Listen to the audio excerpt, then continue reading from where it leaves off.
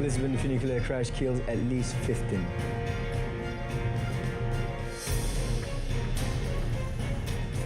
Thai Parliament to vote for new Prime Minister.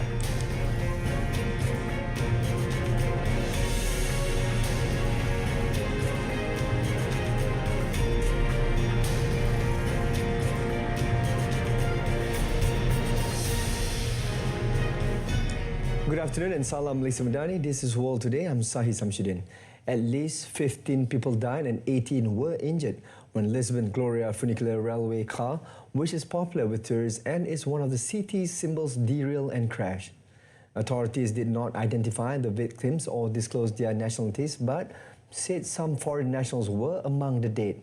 5 people were gravely injured. The yellow tram-like funicular was destroyed in the incident, and judicial police were seen donning forensic suit as they began their probe. The Prosecutor General's office said it would open a formal investigation as is customary in public transport accidents. Authorities declared Thursday a day of national mourning. The line, which opened in 1885, connects Lisbon downtown area near the Restauradora Square with the Bairro Alto, famous for its vibrant nightlife. It is one of 3 funicular lines operated by the municipal public transport company, Caris, and is issued by tourists as well as local residents.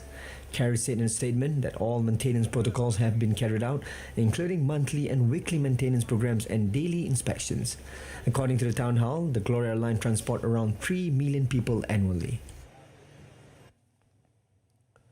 Israel estimates that its imminent offensive on Gaza City would displace 1 million Palestinians. Israel's military has been building up its forces for the planned operation to seize Gaza City, the Palestinian territory's largest urban center located in its northern part, despite mounting global concern for Palestinian civilians suffering dire humanitarian conditions. According to an army statement, Israeli authorities expected 1 million people to flee south without giving a specific time frame. As Israel prepares for Gaza City's evacuation, its army said a planned humanitarian area would be set up, extending from a cluster of refugee camps in central Gaza to the southern area of Al-Mawasi and eastwards. Israel had designated the coastal area of Al-Mawasi a humanitarian zone in the early days of the war, but has repeatedly struck it since.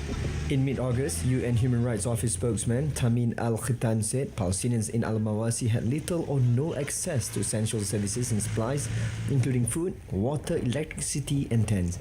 The vast majority of Gaza's more than 2 million people have been displaced at least once during nearly 2 years of war. According to UN estimates, nearly 1 million people currently live in and around Gaza City, where famine has been declared. On a related note, at least 21,000 children in Gaza have been disabled since the war between Israel and Hamas erupted in October 2023. A United Nations committee said 40,500 children have suffered new war-related injuries in the nearly 2 years since the war erupted, with more than half of them left disabled. Reviewing the situation in the Palestinian territory, it said Israeli evacuation orders during the army's offensive in Gaza are often inaccessible to people with hearing or visual impairments, rendering evacuation impossible. The committee said reports also describe people with disabilities being forced to flee in unsafe and undignified conditions, such as crawling through sand or mud without mobility assistance. It added restrictions on humanitarian aid being brought into the Gaza Strip are disproportionately impacting the disabled. People with disabilities face severe disruptions in assistance, leaving many without food, clean water or sanitation, and dependent on others for survival. The committee said the decision to centralize aid distribution in Gaza has also made it far more difficult for the disabled to access desperately needed assistance. Israeli strikes on southern Lebanon killed at least 5 people following an Israeli drone attack on United Nations peacekeepers a day earlier. Israel regularly bombs Lebanon despite a November ceasefire that ended over a year of hostilities with Iran-backed Hezbollah. The health ministry reported 4 killed in separate Israeli strikes across the south. State-run National News Agency reported a 5th death in a series of Israeli strikes on Ansariya, South Lebanon. The Lebanese Health Ministry said at least 10 people were injured in Ansariya, including 3 children. Meanwhile, the United Nations Interim Forces in Lebanon, UNIFIL, said Israeli drones dropped 4 grenades near their peacekeepers in Lebanon a day prior. It said one grenade impacted within 20 meters and 3 within approximately 100 meters of UN personnel and vehicles, reporting no casualties. The UN force said Israel had been informed in advance of its plan to carry out road clearance work in the area southeast of the border village of Mar Hawahim.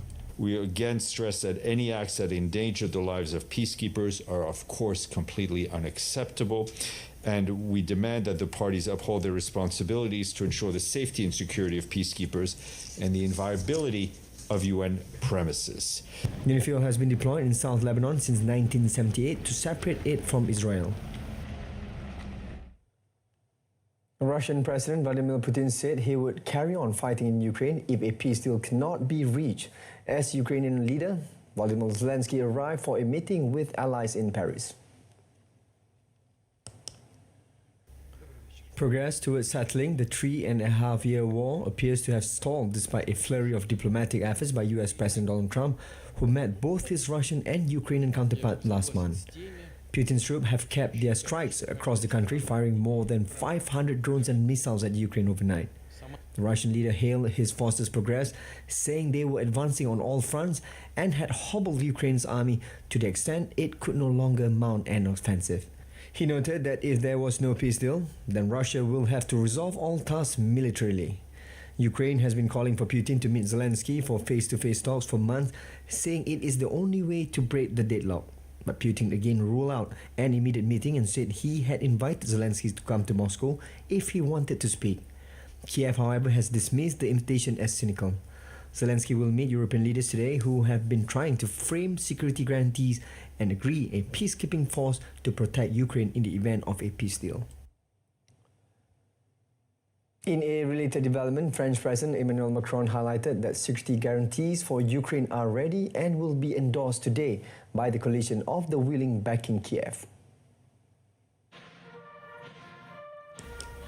Macron was hosting Ukrainian President Volodymyr Zelensky at the Elysee Palace in Paris on the eve of the meeting of leaders of the coalition of the willing group of nations supporting Ukraine in the war with Russia.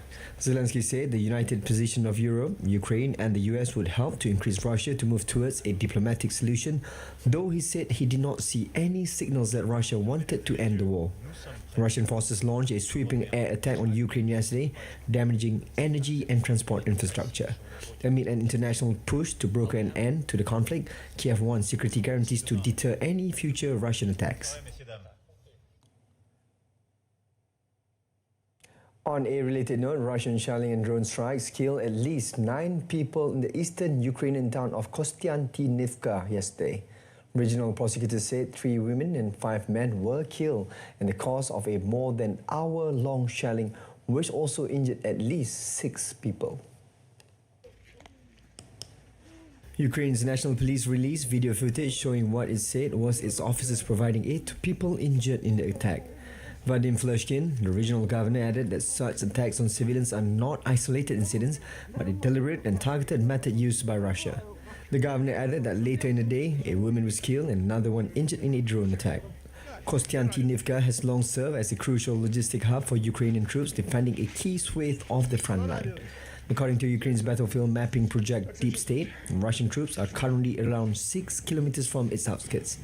Russia has denied targeting civilians, but thousands have been killed since its full-scale invasion in February 2022.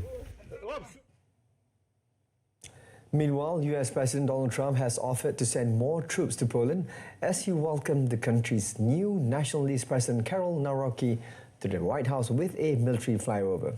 Trump also hinted at taking stronger action against Russia if it fails to end its war with Ukraine, which has put NATO ally Poland on edge since the conflict erupted in 2022.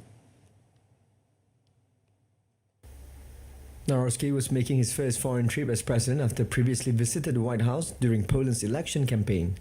Trump gave him a warm welcome, including an offer to boost the US military footprint in Poland, where around 8,000 US troops are currently reinforcing NATO's eastern flank. We have a very special relationship. It's like the question about the soldiers that was asked. We never even thought in terms of removing soldiers from Poland. We do think about it with regard to other countries, but we would never know. We're with Poland all the way, and we will help Poland protect itself. Narocki then praised the US troop presence and said it was the first time in history that Poland had been happy to host foreign troops. He also stressed that Warsaw aims to keep increasing its own military spending within the NATO alliance to meet Trump's demands, despite already being the top spender based on the proportion of GDP.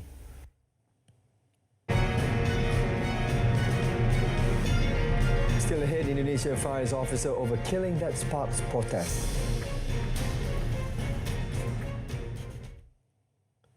Thailand's House of Representatives will vote for a new Prime Minister tomorrow after Paetongtarn Shinawat's dismissal last week.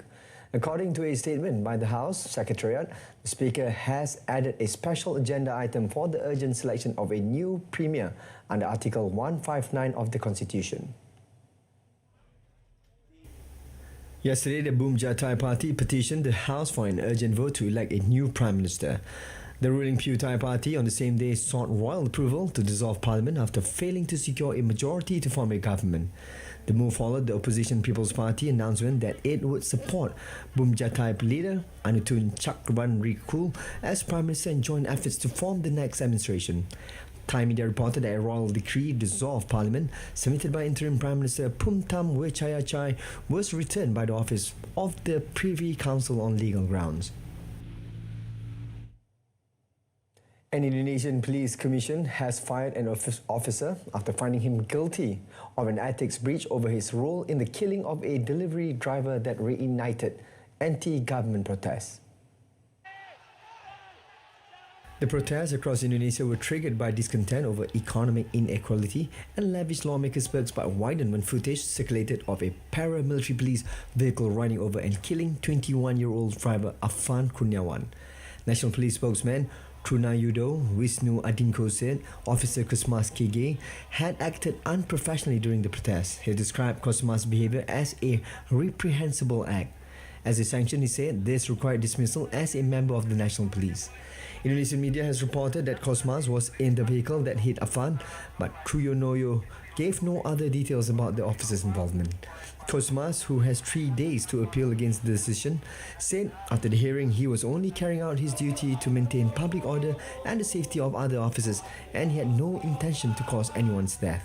Kosmas also said he only learned of Afan's death through social media.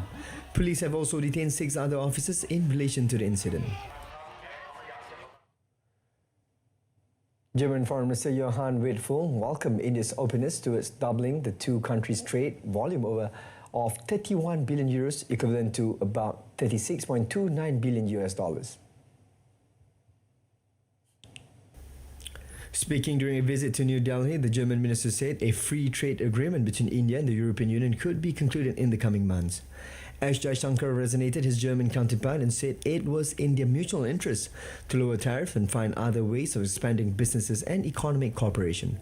Wedpul's visit comes days after the US doubled its tariff on Indian goods, imposing a punitive 25% additional levy over India's purchases of Russian oil, seen by Washington as financing Moscow's war effort in Ukraine, on top of the initial 25% tariff that was announced in July. India has sharply criticized both the US and the EU, saying it is being unfairly singled out by them over its Russian oil purchases when they both trade extensively with Moscow despite the war in Ukraine. U.S. Attorney General Pam Bondi, Homeland Security Secretary Kristi Noem, Louisiana Governor Jeff Landry, and ICE Deputy Director Madison D. Sheehan announced a new ICE detention facility in Angola, Louisiana. According to USA Today, the Trump administration plans to detain immigrants at the nation's largest maximum security prison, which has a notorious history as a prison plantation. A section of the Angola prison will be turned into a holding facility for ICE. Noem credited President Trump with working with leaders who do not complain about things and fix them instead. Bondi described it as a national model for states seeking to protect their citizens.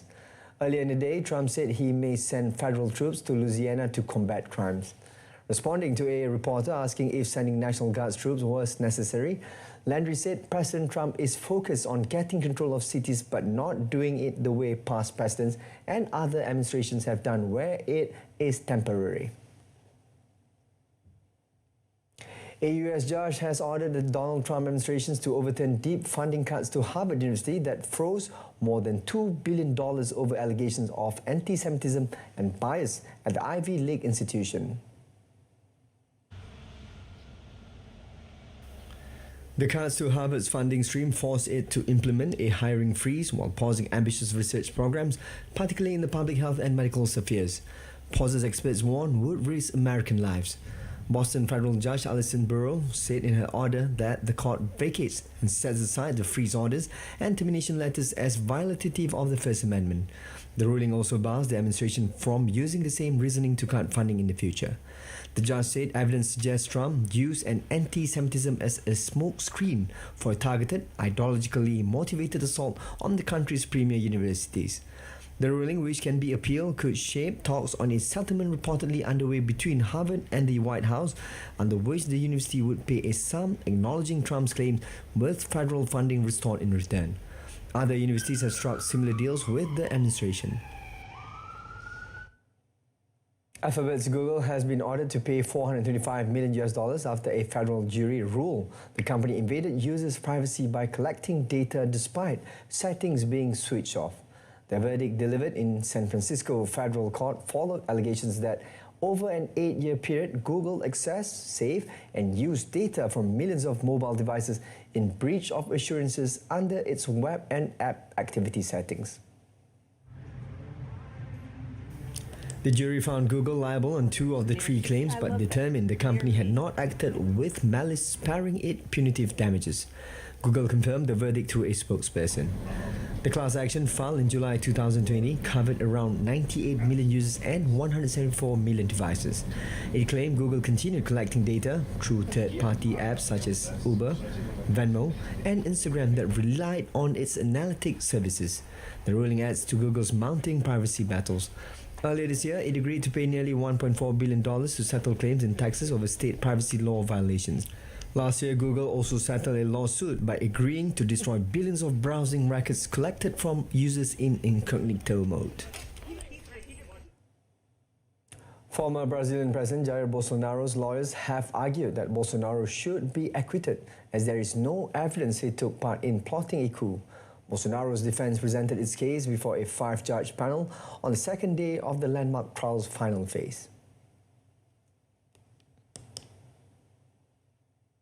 Mas se vocês eu estou falando do chefe do Palácio do Alvorada, essa é a prova. The proceedings are expected to conclude by the end of next week and could, for the first time, send a former Brazilian president to prison for threatening democracy. Paulo Amador da Cunha Bueno, one of Bolsonaro's attorneys, said that former president will not attend any of the trial sessions. Meanwhile, another of his lawyers, Celso Velarde, said all arguments have been presented and everything that needed to be done has been completed. A foi concluída, fizemos sustentação oral. Acho que o trabalho que deveria ser feito foi feito. Apresentamos os argumentos, acho que temos argumentos técnicos e agora nós temos que aguardar o julgamento.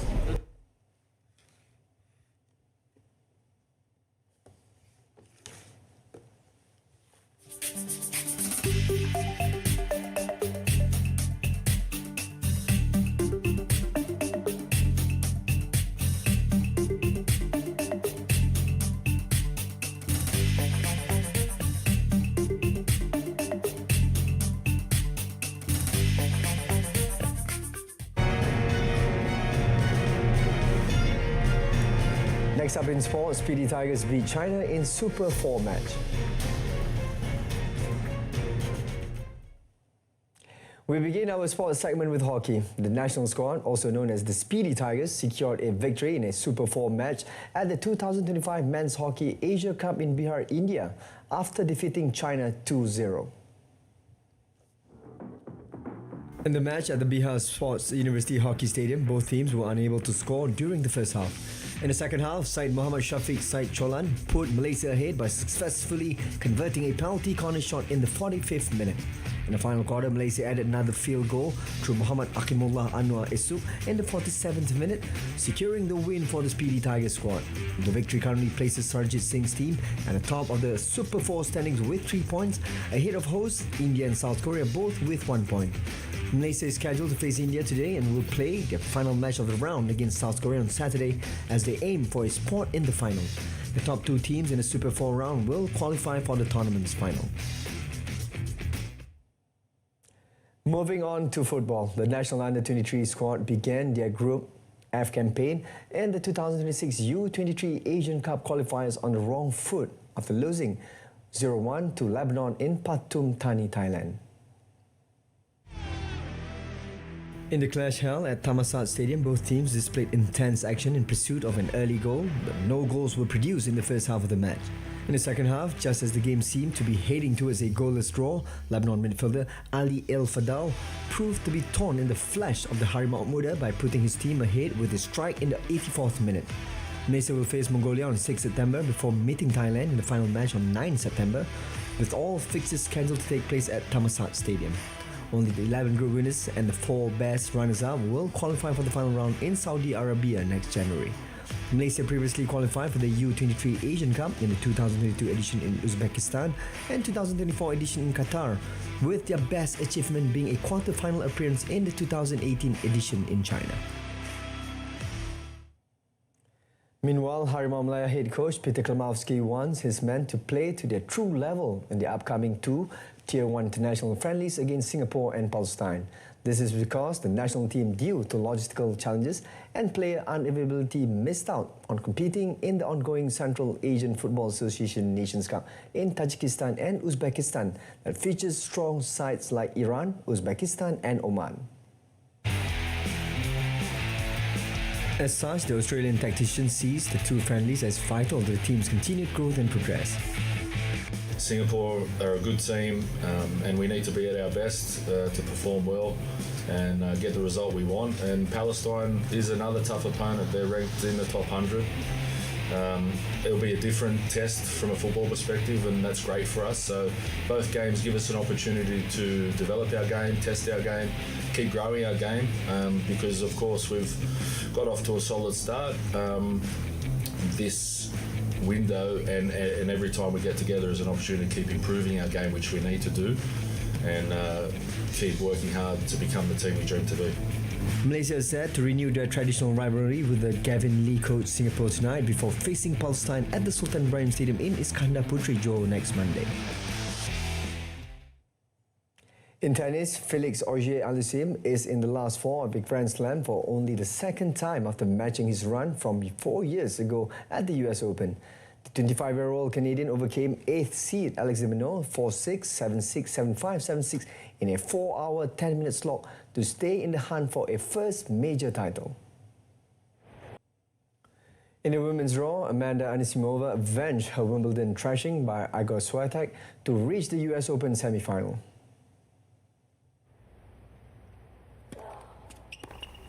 Anisimova rebounded from a disastrous double-bagel defeat at the hands of Swiatek at Wimbledon as the bookmakers' favourite after she followed up her maiden Wimbledon title with victory at the Cincinnati Open WTA 1000 event. Swiatek broke in the first game of the match, but Anisimova hit back immediately and snatched the opening set when her rival ballooned a forehand long. Anisimova again had to rally after falling behind early in the Ferrari will celebrate past glory and hope to speed away from current woes when they close out the European Formula One season with their long-suffering home fans at Monza this weekend. Sunday's Italian Grand Prix marks the 50th anniversary of late Austrian triple champion Niki Lauda's first title secured on the circuit, with Enzo Ferrari's team in front of a huge and passionate crowd. The car is now raced by 7-time world champion Lewis Hamilton and Charles Leclerc. Last year's winner at the Pista Magica will play tribute with a special red and white retro livery harking back to the 312T of 1975. Ferrari fan favourite John Alesi, a one-off win in Canada in 1995, will drive that year's V12 powered Ferrari 412T2 for a noisy blast from the past around the superfast track on Sunday morning.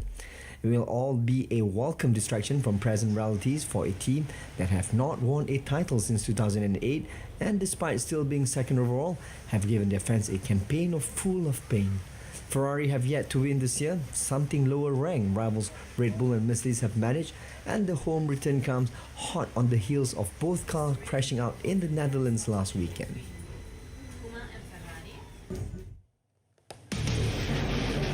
Super GT 2025 Series dengan 8 siaran langsung perlumbaan. Pusingan 1, 13 April dibawakan dari Litar Okayama International Circuit. Pusingan 2, 4 Mei dibawakan dari Litar Fuji Speedway. Pusingan 3, 28 Jun dibawakan dari Litar Sepang. Pusingan 4, 3 Ogos. Pusingan 5, 24 Ogos dibawakan dari Litar Fuji Speedway. Pusingan 6, 21 September dibawakan dari Litar Sportsland Sugo. Pusingan 7, 19 Oktober dibawakan dari Litar Autopolis. Dan pusingan 8, 2 November dibawakan dari Litar Mobility Resort Montegi di saluran Sukan RTM. Juga secara penstreaman langsung di RTM Click.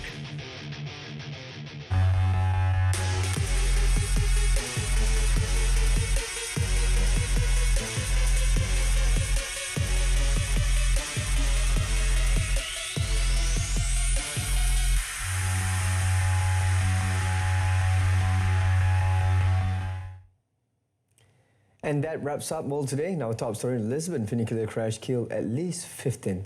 Tune in to Malaysia Tonight, coming up at 8:30 p.m. on TV1 and saluran Berita RTM. Till then, I'm Sahih Samsudin, Madani, Rakyat, Disantuni. Thank you for watching.